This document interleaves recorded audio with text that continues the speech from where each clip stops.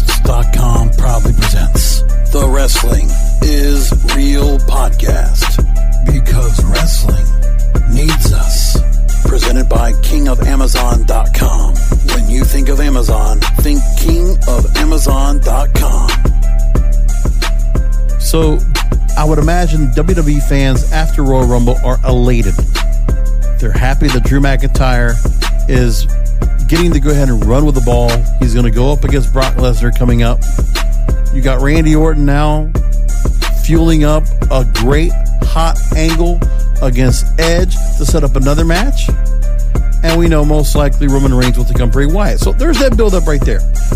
But the fringe fans, the fans that would usually roll around during WrestleMania season to watch what's going on, where are they? Because I looked at the ratings for today for Monday Night Raw, which usually is a good indicator of where things are. And they only got a slight bump. So this week, 2.402.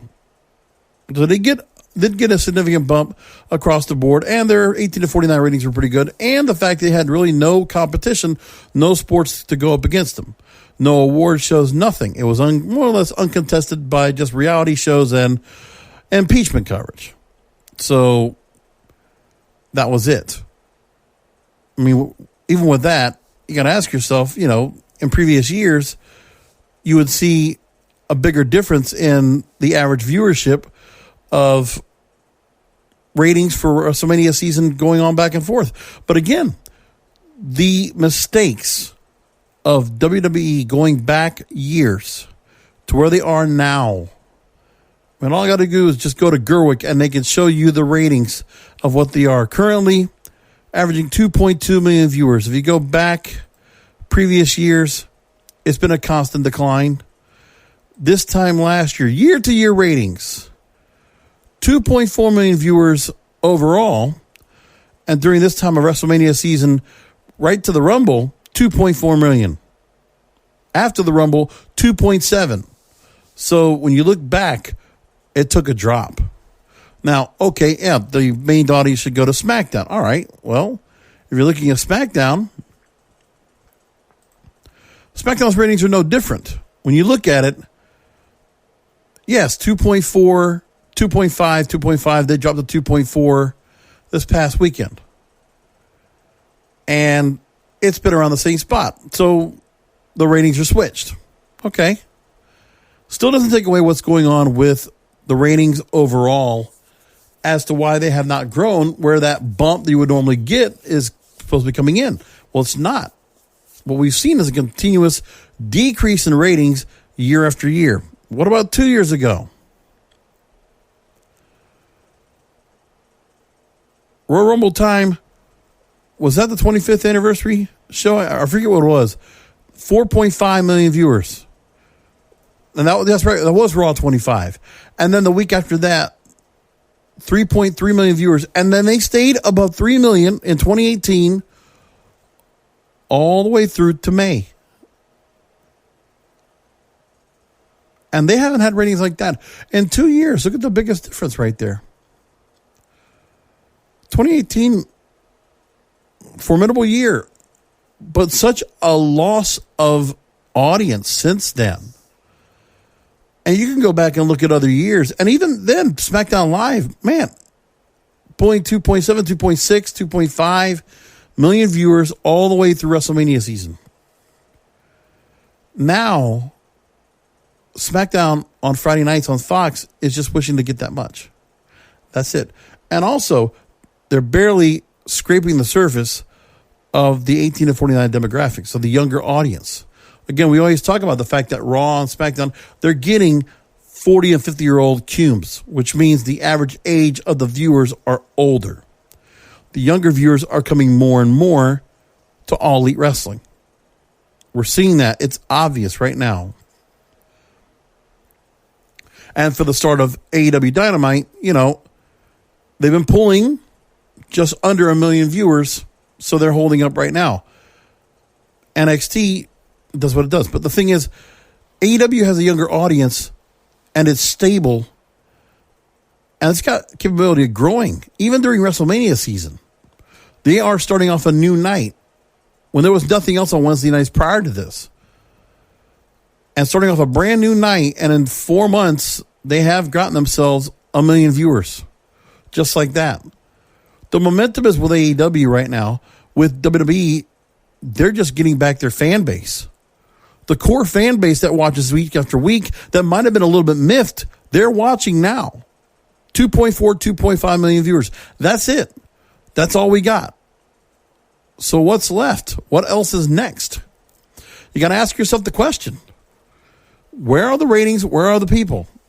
Well, look at who we have at the very top of the food chain in the men's division of WWE. Well, again, Drew McIntyre. Well, how far back do we really look at him? Because remember, no one really looks at his career prior to, his career when he was away in Impact Wrestling. WWE fans just don't look at it. They don't consider it at all, right? He's not that important. What is good news for him is he is at a pretty good, he's at a very good spot right now when it comes to his age. He's 34 years old. I mean, he is in his prime of his career right now. Remember, he got into NXT, or originally the old, I think it was Mid-South, or it might have been OVW, back in 2007. Gets the Florida Championship Wrestling by 2008, 2009, and it was almost 10 years ago, more than 10 years ago, he was a chosen one, where they put a rocket on his back at 24 years old, and it didn't work out. So here's where he is now. And then he had his run, several years in Impact Wrestling, which did well for him. Then he goes back to Pro Wrestling Guerrilla, gets back into NXT with a nice run, builds himself back up. So his career's been built back up. But Drew McIntyre was never really built up properly on the main roster. Not at all. And all of a sudden, he is the next guy to go ahead and be in line to take on Brock Lesnar. Does that mean he's going to win? Well, it's all dependent upon the storyline. I mean, the story that he told at Royal Rumble was very good. The start of the angle between McIntyre and Lesnar is very good. It's all in the storyboard. It's all in what they're going to do in between now and WrestleMania to be able to build the payoff, to create the legitimacy that Drew McIntyre can very well become WWE champion. We have to see what that's going to be. So he's been in the eyes of WWE fans, except for a couple of years, 3 years removed more or less, but everybody knows who he is. And what do they remember him for? Well, they remember the Chosen One. They might have remembered that for a little bit.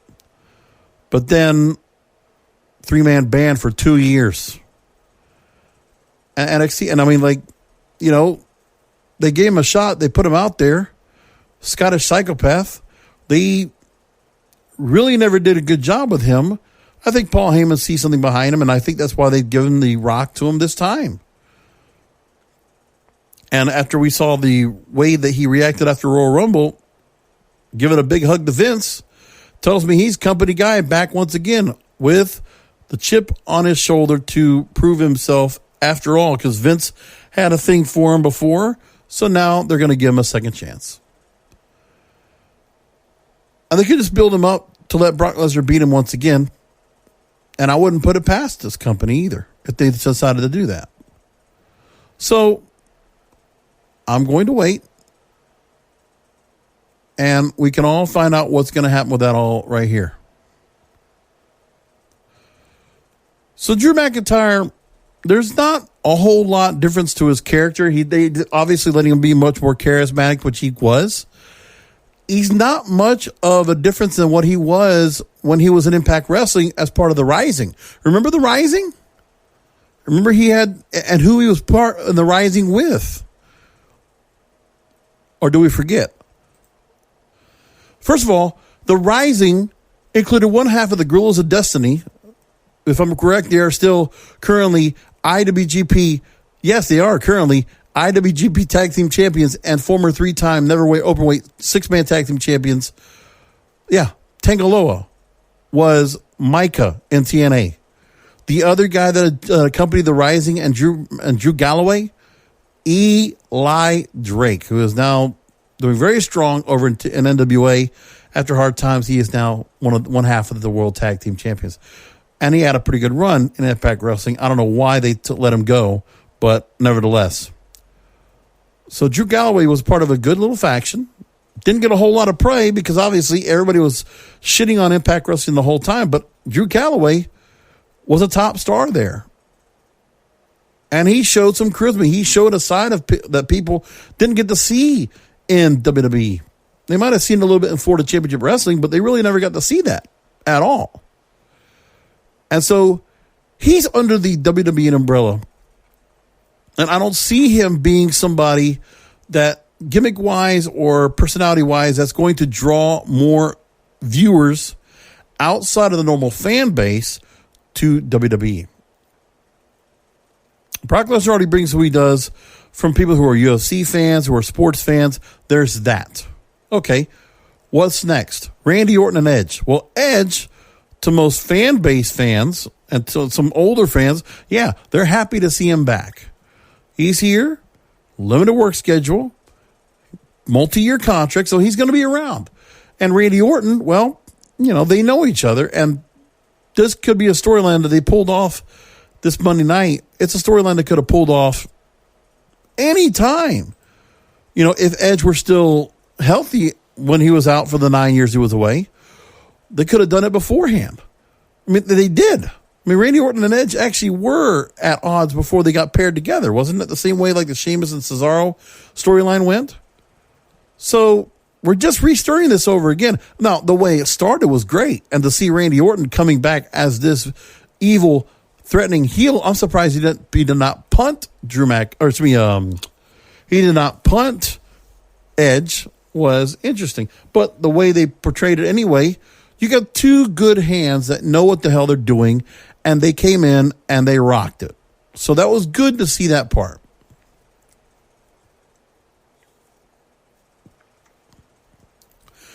But who else besides the fan base are going to be invested in Randy Orton and Edge? Anybody? Who outside of the Attitude Era fans or anybody later than that, who is going to be part of this?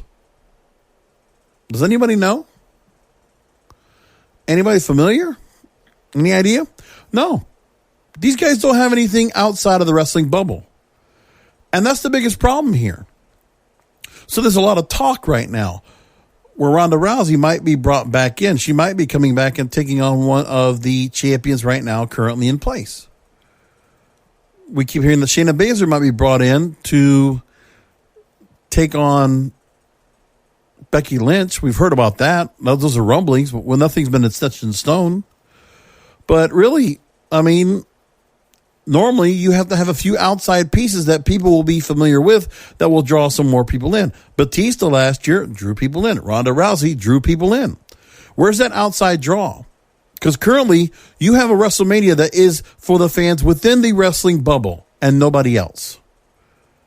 Is that the best you can do? Is that all we're going to get? We're not going to get Goldberg coming back. We're not getting Sting. He can never come back. You know, Triple H could come and do a match, but again, that's within the wrestling bubble. So what else is left? Who else is left? Roman Reigns, if you build him up as a top star again, I mean, they need to get him into a main event title match picture now. So if that's what they're going to be doing at SmackDown, now we believe that the Baron Corbin feud is over, it is inherent upon WWE to get Roman Reigns. They need to establish him as the next opponent to Bray Wyatt, to The Fiend. Roman Reigns is the one guy that has outside appeal to everybody else. We see that. Listen, Roman Reigns will get movie deals. He will go down the line, I think, of what Rock, Batista, John Cena have. I really believe that. I believe that's where we're going to go and see Roman Reigns down the line. His story, his charitability is fantastic. He's likable. maybe not to all, wrestling fans because of how he's been used in WWE, but I really feel like Roman Reigns has a career outside of wrestling. I don't have any inkling as to why not. I mean, I even think Baron Corbin could get something of an outside of appeal, but how are we going to get there? The thing is, who is in the main roster now, and who can they bring in that's going to really bring that? Because look, they tried that already. I mean, they can bring back Cain Velasquez. He's under contract. Is he back and now not injured? Well, we don't know yet. But did Cain Velasquez really make a big dent into the ratings? I mean, not necessarily. I mean, they did get ratings last year as a result to get the first SmackDown off the ground, but after that, nothing. Remember, Rock coming in just for a cup of coffee just to say something. And then you have, remember, 3.89 million came to that first SmackDown, and I haven't seen ratings like that since, like really, those kind of ratings that SmackDown had that first night on Fox during WrestleMania season, they're supposed to be having that now. So what will SmackDown get? I mean, if SmackDown during WrestleMania season cannot garner a 3 million viewership, if they cannot get 3 million viewers, something is majorly wrong. And I don't see anything right now outside of the scope that's going to draw fans within the mainstream into the niche product, into the wrestling bubble that is WWE. Vince Russo was right.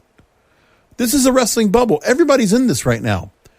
And for those that are in the know, it's like gamers. I mean, gaming is cool for a certain amount of people. Anime is cool for a certain group of people, right? But you have to have certain things that draws the appeal from outside that people can say, oh, yeah, I know who that is. And that's it. So you can get sports stars all you want. That's a good way to draw them in, of course. Tyson Fury, maybe Tyson Fury comes back. Cain Velasquez will be coming in. But is that enough? Ronda Rousey? Yeah, I believe she will make a significant difference. I think she draws ratings, and I think she draws tickets. She sells tickets, she draws ratings. Brock Lesnar does the same thing. Who else? You can't put much of a blame on Brock Lesnar because of the fact he has not had opponents worthy of creating the draw. Just to see the spectacle that is Brock Lesnar like a circus act, well, we're supposed to create a fight. But where's the fight? We don't have one. So where are you going to go with that? How are you going to make that happen? You got to tell me how that's going to become because I don't see it.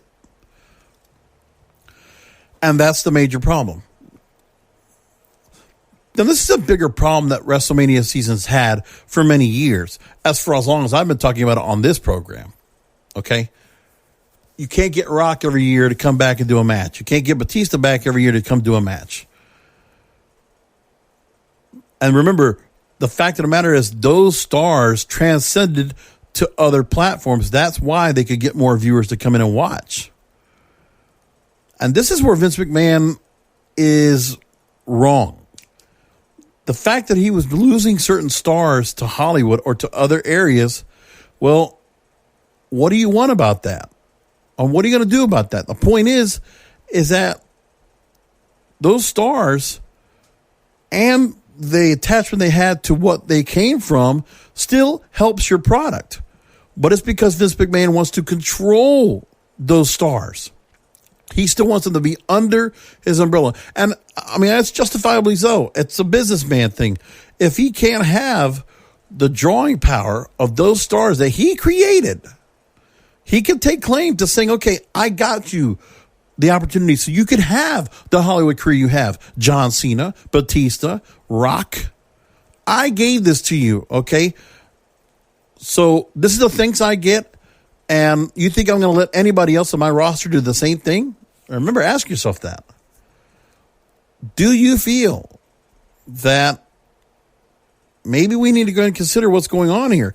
Do we need to go and realize that to the fans, reality needs to be set in? Wrestling is real, the name of this show. The reality is there is the problem that I've been talking about for months, that every offseason I talk about over and over again. This crowd that comes back to watch the shows, right? Then you have the fact of how the ratings do not reflect what's going on. And, people can say, well, now WWE is finally on the upturn. They're on an uptick. So the ratings are not going to reflect right away. Yeah, you could say that.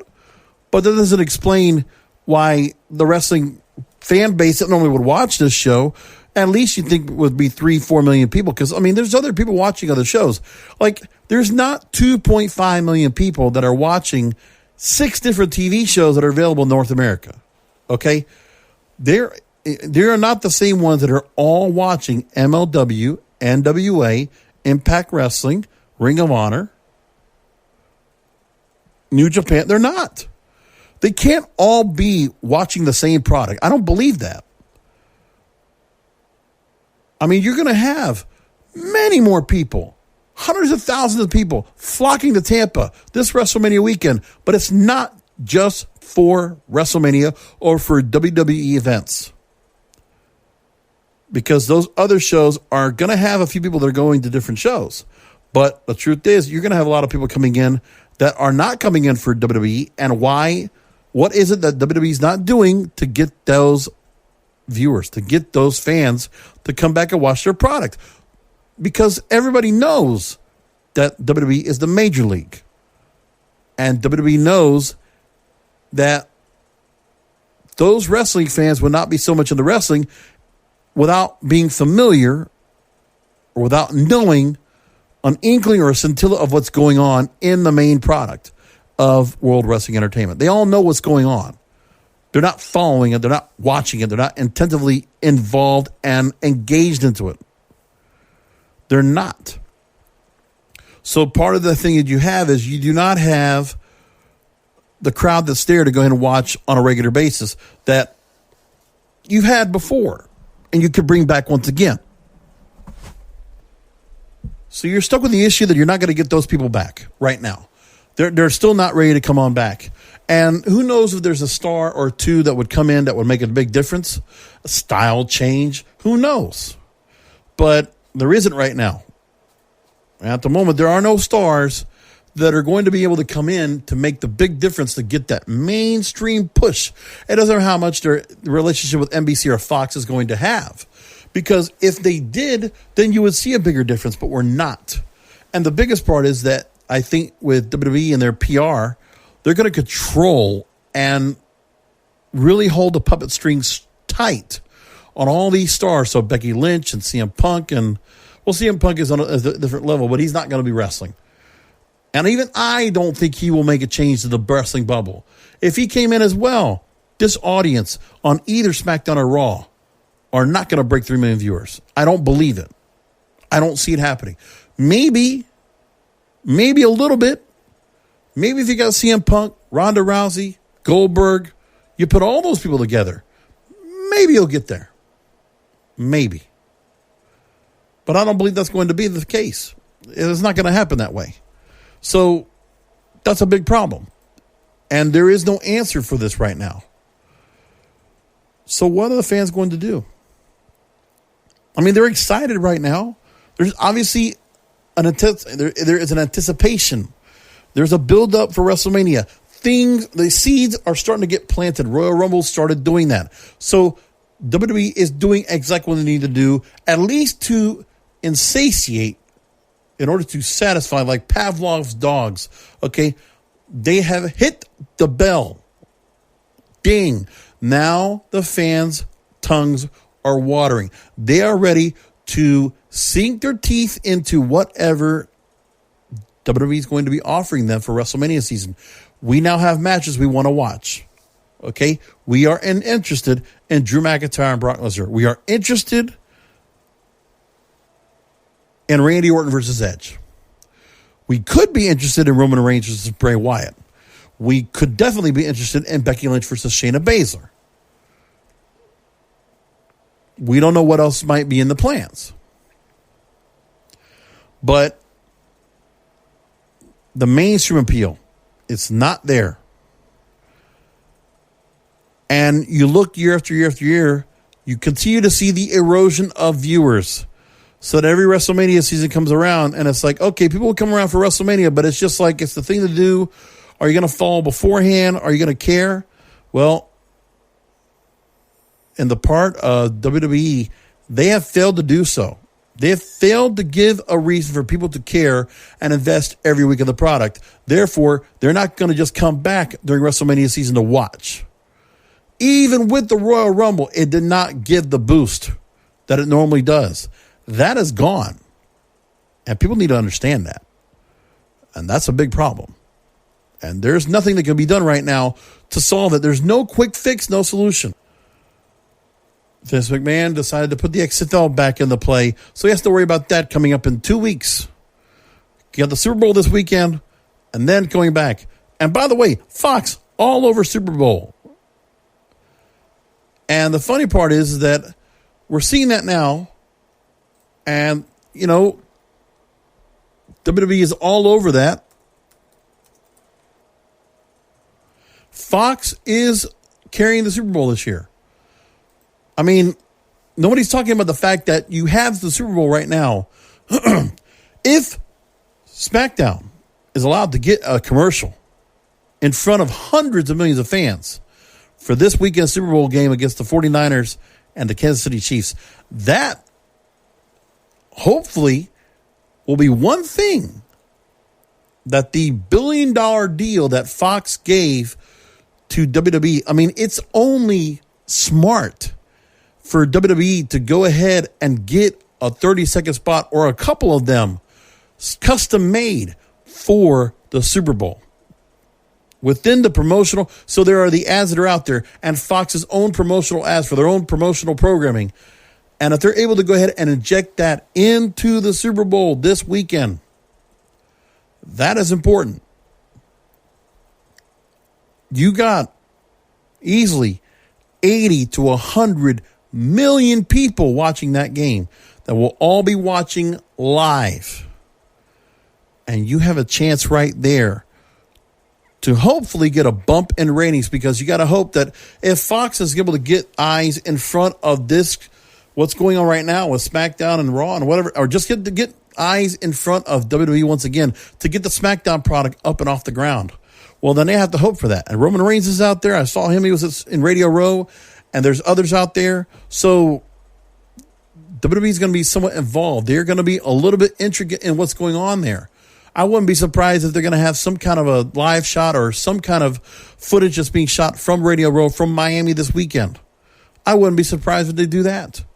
So that right there will be a help to get the mainstream audience. Some of the people might actually go ahead and look and say, you know what, I'll put it on my DVR. You know, maybe I'll watch it this Friday coming up. Maybe they will. But you got to ask yourself the question, what is it in that commercial that's going to draw the audience? Do you think Drew McIntyre or Randy Orton or Edge are going to be any kind of draw to a mainstream audience and say, oh, we're going to come and watch? Who's the one person you absolutely know is going to get the people watching? Brock Lesnar, because they know who it is. Becky Lynch? No. The new GOAT? No. Ronda Rousey? Yes, absolutely. Remember, in the Fox commercials now, they still promote Rock and Undertaker within characters in the commercial. Remember that. And John Cena, which, by the way, those three people are not on the TV show any regular basis. So it's a deception in some ways to the audience. So how are you able to go ahead and take care of that? You can't satisfy the audience when you can't deliver all those stars. They might have been part of the legacy of Friday Night SmackDown, sure, but they're not there now. And even during WrestleMania season, when they are best needed, they are not there. So what are you going to do about that? These are the kind of things I think about. It's reality being set into place. You got to think about that. What are you going to do to get more people to watch? And I think about these things because I'm trying to think about what's best for the business, what's best for the wrestling world in general. It's all dependent that we need to see WWE get more audience members glued to watching the show, because it will then trickle down to other wrestling products, because then if you watch one wrestling show, you'll get addicted to watch other wrestling shows, and so on and so on. We know that. I mean, people do not watch wrestling just for one particular star. No, they're going to watch products because of what there is as a whole, I would imagine. So when you have that, then you got to say to yourself, okay, what are we going to do next? Bray Wyatt hasn't built that mainstream appeal. You could still do things maybe to get there, but again, it's really one-dimensional. It is the same thing over and over. No real change in the character, Bray Wyatt of The Fiend. It's still a likable character, but this is only to the fans within the wrestling bubble. The hardcore, diehard fans, the casual fans, the WWE establishment. I mean, there's a lot of reasons why this happens. Remember, yeah, Pyro's back, but that's for the older fans. That's what the fans have always watched. What is there that really transcends with the TikTok crowd, the Snapchat crowd, the Instagram crowd? Some of the stars do some of that, but a company as a whole, not at all. I mean, YouTube, yeah, they get a lot of response. They get a lot of clips up, and they have certain things that they do, but it's not really attached to the main roster product because it's a standalone thing. It's like church and state. It's separate. I mean, All Elite Wrestling does a little bit better. NWA is completely reliant on what they're doing. MLW is completely reliant upon what they're doing as well. I mean, really, you just got to ask yourself, what is there now that's going to draw more people in to get things back up? Because we want to be able to see wrestling fans. We want wrestling to be much more popular than it is now. But the popularization of wrestling is highly dependent upon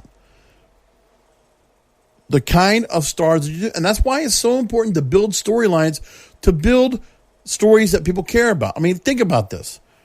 When you have people that are watching shows every week, or they're just watching shows to binge watch, like, think about it. When you have stories that are going on, much like you do when you're watching Netflix, or watching Hulu, or Amazon Prime, or Apple, or whatever, Disney Plus. Think of the things that are cool right now that people are getting involved in. I mean, superhero movies. Anything that's Marvel, DC is popular. Star Wars, we see it. And lots of people are involved in that, and they get caught up in the action. What are the things, if you wanted to create cosplay with WWE fans, what did you have? What do you have that you could create that can get more of that? You got to ask yourself the question. Because I don't see what that is. Do you? This is the thing that I see right now, very common, like, that doesn't change. People are going to watch the same stuff over and over. Now, I could go ahead and reflect on how good things were. Well, let's go and do it. Listen, until WWE decides to do something. Listen, I mean, we can see what SmackDown looks like this weekend on Friday. We can see what the Super Bowl provides in terms of advertising of WWE, which I think would only be logical for them to do. If that right there will help get mainstream audiences back to watching wrestling once again, better for all. A win-win 360. So we can wait till next week. And we can wait and find out if they're actually going to do that. And if the company gets the benefit of their wonderful broadcast deals to get them more audience, people to watch the shows. More audiences outside of the normal spectrum. You know what I mean? You have the certain stars that you have within the gravitational pull of the planet you're on. How am I getting from another planet, from another universe? From somewhere else they would not get, and get them to be lured into something they feel like, oh, I never seen this before, and they get caught up in it. I'd like to see if that would work. So anyway, we'll leave it there. Let's go ahead and move along to what actually happened. The actual build from the Royal Rumble. Well, I really enjoyed Drew McIntyre right now in this spot. They made him strong and taking out the OC pretty quickly in quick fashion, only to have Brock Lesnar beat him down. So the story being told there is good, and the way he brought himself together and really found his way back, it's a good story to tell. So that's good. Now, what about the rest of it? What about other matches? Randy Orton, very well done, welcoming Edge back, teasing Rhea RKO, bringing some real emotion, sympathy, and some realism into the story, only for Randy Orton to screw him over.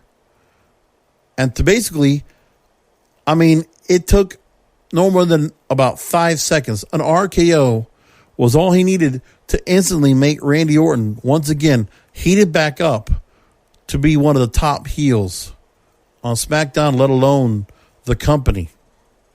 He's now as big a heel as Brock Lesnar is. And that's what Randy Orton has always been able to do. He's always been able to be this diabolical, sociopathic, psychopathic heel. He can always be this. For whatever reason, since he took some time and wasn't working so heavily and was just doing what he was doing, decided to take this kind of approach away from him. That's okay. He wasn't so much the legend killer, the Viper. He wasn't so much of that. It was just kind of just there, the RKO out of nowhere, and really wasn't much more to that. He was just kind of in the middle. Well, now he's no longer shades of gray. He's bona fide heel. 100%. With some fans probably still going to be liking to cheer him a little bit, but either which way, he's a full-fledged heel. The way that they positioned him was fantastic. Edge coming back, sympathetic, happy to see him back. I don't expect him to come back in and take the main event spot, but he gets a main event match. Just because he's back, Randy Orton and Edge will be a main event match at WrestleMania. And the way that angle was put together tells you that match is being set up for WrestleMania. Now, an interesting story that I saw from WrestlingNews.co, which this is interesting. I think this is something that should be considered because of the fact that we have the normal run of things that happen during WrestleMania time that really cause problems. The injuries. The wear and tear of going on the road. This is significant because of what All Elite Wrestling, MLW, Impact Wrestling, and the others do with limited schedules. And the fact that those stars that have left WWE knows they can work on limited schedules, still make good money, and they can opt out to leave that fat money contract and not have to work 300 days a year. This story from WrestlingNews.co, Paul Davis reports, WWE superstars will be getting more time at home as the company has decided to cut back on the number of live events they run each month. Previously, the wrestlers from Raw and SmackDown were wrestling at least 4 shows a week. SmackDown would run shows on Thursday, Friday, Saturday, and Sunday. Wrestlers on Raw, Friday, Saturday, Sunday, Monday. According to the upcoming live event schedule, wrestlers will not be working anywhere near those amount of dates. Thus, less injuries. Thus, an easier work schedule. In February, Raw wrestlers will work a maximum of 10 shows. Same numbers applies to SmackDown wrestlers. And WWE will be running combined Raw, SmackDown Super shows on some weekends, which means that some wrestlers will not be flown in so much, if not all wrestlers will be working fewer than 10 shows per month. In March, Raw wrestlers will work a maximum of 14 dates. Same number applies for the SmackDown wrestlers. Again, combined Super shows scheduled for some cities, so that means some wrestlers, if not all, will be working less than 14 dates. Maximum of 14, maximum of 10. So most of these wrestlers, except for the main top stars, when they probably were working, what? They were saying 4 days a week? Think about that. They were all wrestling roughly 16 days a week with barely any time to heal up and to recover and get some rest and relaxation, or just to kind of get themselves, re-energized. That's a significant change. To go from 16 shows plus down to, let's say, 8 to 10, you're cutting in half. You're actually making the wrestlers now a little bit more amenable. This is really important. The extra time off gives wrestlers a chance to heal nagging injuries and more time to spend with their families. Will be welcome news by everyone on the main roster. So again, the Olympic Village, the couples and their kids, the ones that were created by WWE. I'm sure this also comes into play. That Zelina Vega and Aleister Black can take a couple days off. Charlotte and Andrade can take a couple days off. Take a little extended vacation. A couple days away before they have to come back in and work. Right? Lana Rusev. Think about it. Wrestlers in WWE are making more money than ever, but have looked at AEW's schedule while contemplating their future. The schedule is still busier than any other wrestling company, but as you can see, it's much better now than it used to be. You got to ask yourself, how did this actually happen? All of a sudden, we're getting this slowdown. And again, Raw and SmackDown not running 4 separate nights, where they used to have a Raw and SmackDown that would overlap a couple nights a week. Now we're not. We're getting super shows. Very interesting. Plus, you have a chance to go ahead and see where, if you're going to these shows, you might have certain stars that might not get to work those shows, but then you're also getting super shows so that in the bigger cities, you're going to get something pretty good. You're going to get all the stars in one shot. It'll be, like a house show feel, but, with a good, with the stars you would see normally at a pay-per-view. Like, you might get some pretty good matches put together. You might get some specialty matches where Raw and SmackDown superstars take each other head on. You never know. So the schedule you look at is very interesting. That story right there says a lot. That's a significant difference. So we might see a chance where superstars during WrestleMania time, when they're trying to get the actual matches put together, and you're trying to make sure that your stars are not going to get beat up, and somebody's going to happen where we have to have a last second scratch of a match because somebody got hurt. I mean, we did get injuries so far. I mean, AJ Styles is hurt. We might see him back for WrestleMania. Rey Mysterio's hurt.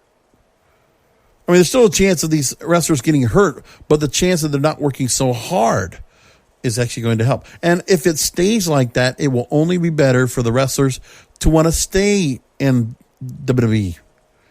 Even if, you're just giving another reason for the wrestlers to stay around. Because you're loosening and you're teetering down the work schedule to make it not so bad. It's a very good thing for the wrestlers. Might get a few more to kind of stay on board, but it won't get all of them to not say, okay, I'm going to just stick around and sign another contract. No, that's not going to happen. Interesting to see that on NXT tonight, so much Ring of Honor. You got to ask yourself, okay, when you look at things, North American champion Keith Lee, confronted by Damian Priest, Punishment Martinez, and Dominik Dijak, all Ring of Honor stars. Undisputed Era, all Ring of Honor stars. Tommaso Ciampa, Johnny Gargano, all Ring of Honor stars. The future of NXT, you ask yourself this question. Even if we get past WrestleMania season, which any of these stars, if any, have the drawing power or the appeal to mainstream audiences out? Who do you have? I'm going to ask the same thing for other companies out there. I mean, it goes for other companies the same way. What do you have that's going to draw more people to watch what you're doing? I mean, I don't know who those are, but I really don't see many people in the wrestling spectrum that are trying to do anything to get the mainstream interest. Nobody's trying to reach the younger audience. I don't know why not. It's a tough situation. So Ronda Rousey was on After the Bell with Corey Graves. And she came on praising the women on the roster, saying she is obsessed with NXT. Credits Shayna Baszler for helping her get her and the other horsewomen into wrestling. Also putting over Rhea Ripley when she was asked which championship she would want to challenge for at WrestleMania. She said that Rhea is doing amazing. I would love to have a match with her someday. She matches up with everybody so differently, so there's so many things that she can really pull out of people that they can't do with anybody else. So I'm really looking forward to seeing if we ever get that opportunity. I'd love to get in the ring with her. She's fantastic. Then mentioning who she thinks she would like to see Charlotte Flair wrestle against at WrestleMania. She says she would like to see her take on Ripley. Rousey says it's time to get some new women in circulation. That's why she would rather see that match. Well, but does anybody think Rhea Ripley, again, is it another star that's going to draw mainstream appeal? I mean, is anybody even trying to? This is where AEW comes into the mix, and it feels a little bit different because of the fact that you do have, except for the Elite, you do have a lot of young stars that they are building up and trying to bring in there that could get people attached. They're meme friendly. I mean, Orange Cassidy is a meme in itself. Marco Stunt is a bit of a meme in himself, right? Some of the stuff that Chris Jericho's doing, he's pretty internet friendly and very he gets it. So does Cody, and so do the Young Bucks, and so do the Elite. You're seeing some of that right now where they're actually kind of trying to build up a little more of trying to get more people to get, interested that are younger. So we can see some of that.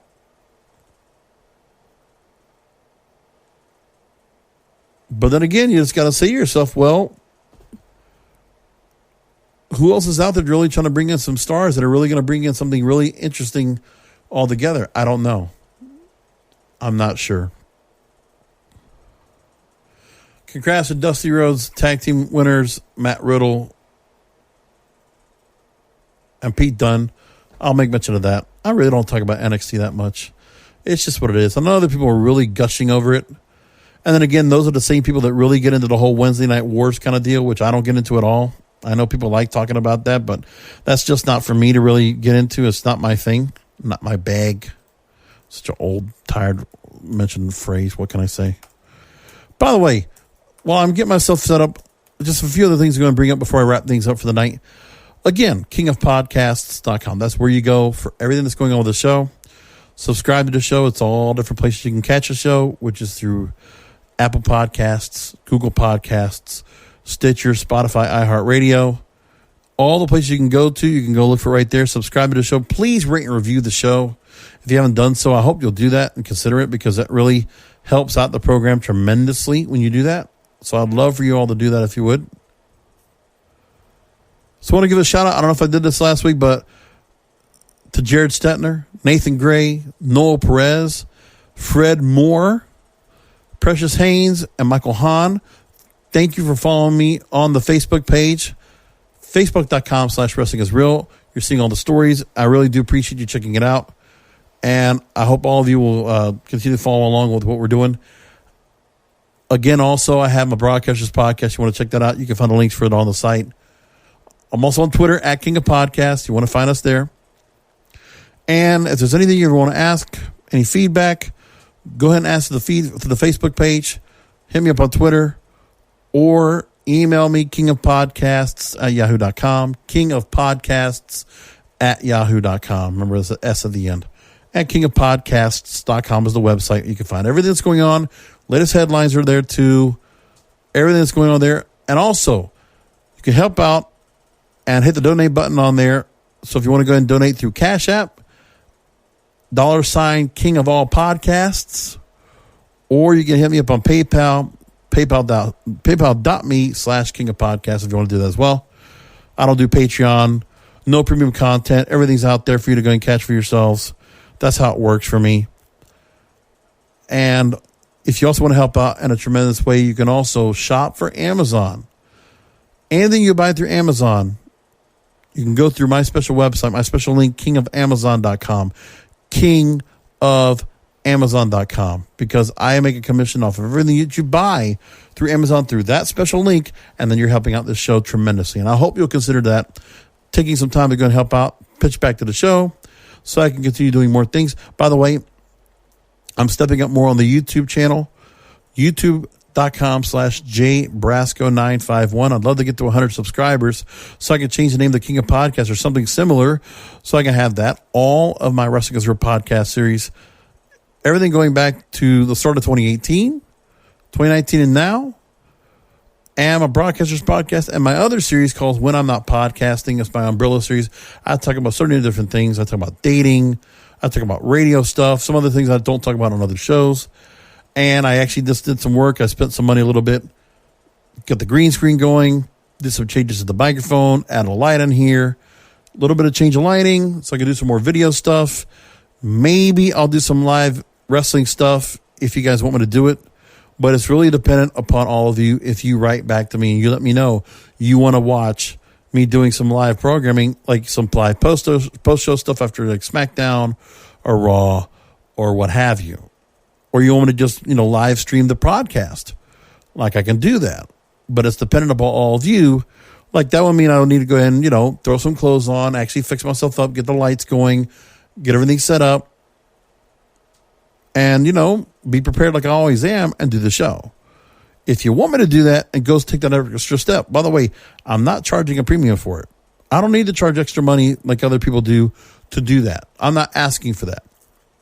So hopefully all of you will consider that and we can do something like that. And, if you want me to step it up, I'll do it. I don't mind doing the extra effort if there's an audience that wants to go and, check in on it. But that's all up to you. I'm not going to go and force it upon people. It's just up to you if you feel like you want to do that at all. Jon Moxley, Cody are set for AEW's Revolution. Great. Tommaso Ciampa is going to challenge Adam Cole for the NXT title at NXT TakeOver Portland. Scheduled for Sunday, February 16th. And on the current list of wrestling events coming up, you got New Japan's coming up at the start of the month. TakeOver Portland. Then you have another Super Showdown for 2020, February 27th. That's the February pay-per-view that they're going to be featuring. And then we go into what's coming up after that. AEW Revolution. So Super Showdown is on the 27th. Check in the calendar. 27th lands on a Thursday. And AEW's event is on a Saturday. So we got a big weekend coming up into the leap year at the end of February. That'll be what's really coming up that people will really be talking about a lot. Elimination Chamber comes up a few weeks after that, February 8th. This will be March 8th in Philadelphia. And then NXT TakeOver Tampa, April 4th. WrestleMania 36, April 5th. That weekend, I know of WrestleMania weekend, we have a few different things that are going on. I know Ring of Honor will have Supercard of Honor coming up. We'll also have TNA will be doing a show at WrestleCon, which will be Impact will be doing a one-night TNA kind of reunion kind of show, which will be cool. I saw Amazing Red's going to come back, Aces and Eights. We got a couple people come back for that. Chris Saban's going to be coming back for that. So that's kind of cool to see that going on. And then April 19th, Impact Wrestling Rebellion, 2 weeks after WrestleMania, April 19th at Terminal 5 in New York. And there you go. That's where we're at with the current setup. So we'll start learning about other matches and other things going on that weekend across the board. That'll be interesting to see.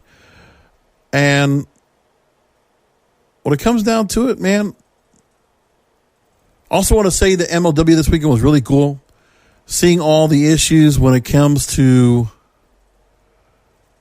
Jimmy Havoc and Mance Warner having another ridiculous match and a barbed wire match. I can't believe they got that on beIN Sports.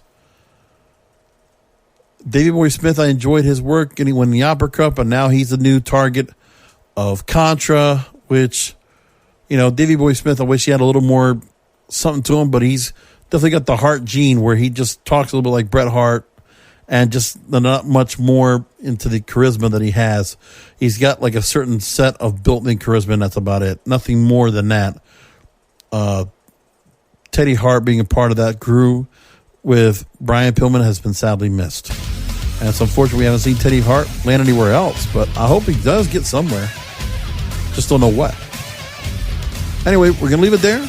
Come back next week with more of the Wrestling Gets Real podcast when we will go ahead and see if the ratings do bump up for next week and see what kind of promotion the friendly broadcast partner friends at Fox do to help WWE.